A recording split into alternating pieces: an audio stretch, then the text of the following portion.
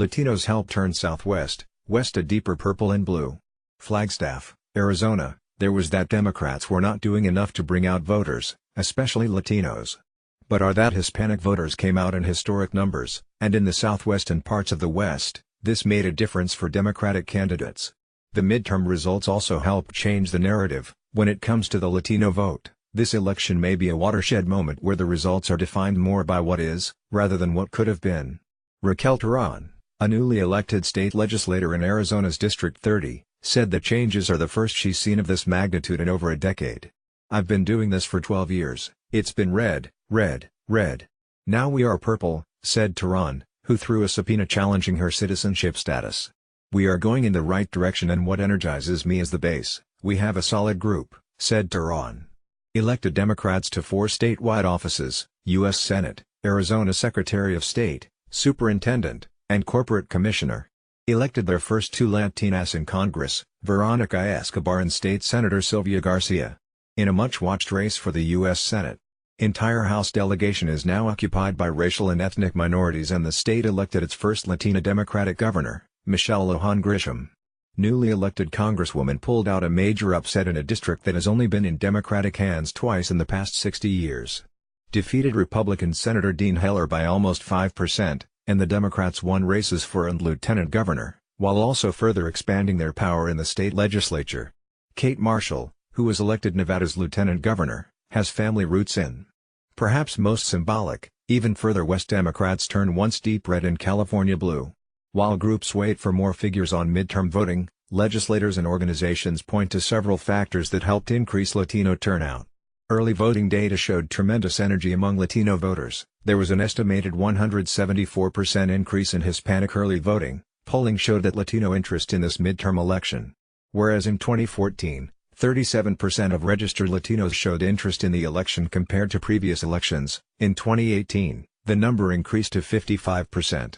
Even before the midterms, 3 states that had already surpassed their total 2014 votes even before Election Day, not just early votes, were southwestern states, such as in Arizona. Candidates like Terán worked with organizations that represent a broad swath of the Latino community, with progressive concerns that ranged from the to Jocelyn Berry as a spokesperson for Progress Now Arizona, a coalition of organizations in the state. Berry said the coalition organizations knocked on over 1 million doors this election. "This has been a long road. The coalition of organizations, and have been growing and registering voters for years. This just didn't happen overnight," she said.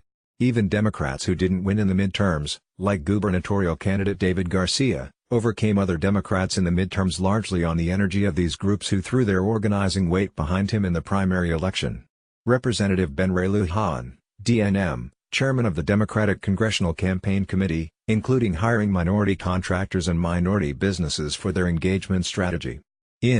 Democrats targeted Latino voters in part by mobilizing organizations with strong Latino membership, such as which helped secure the victory of Democrat Jackie Rosen for the U.S. Senate.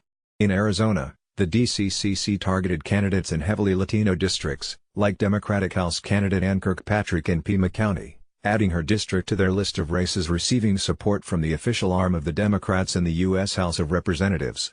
In California, Gil Cisneros was backed by the DCCC in deep red Orange County, California, and he recently was declared the winner in a tight congressional race, with popular writer Gustavo Arellano declaring.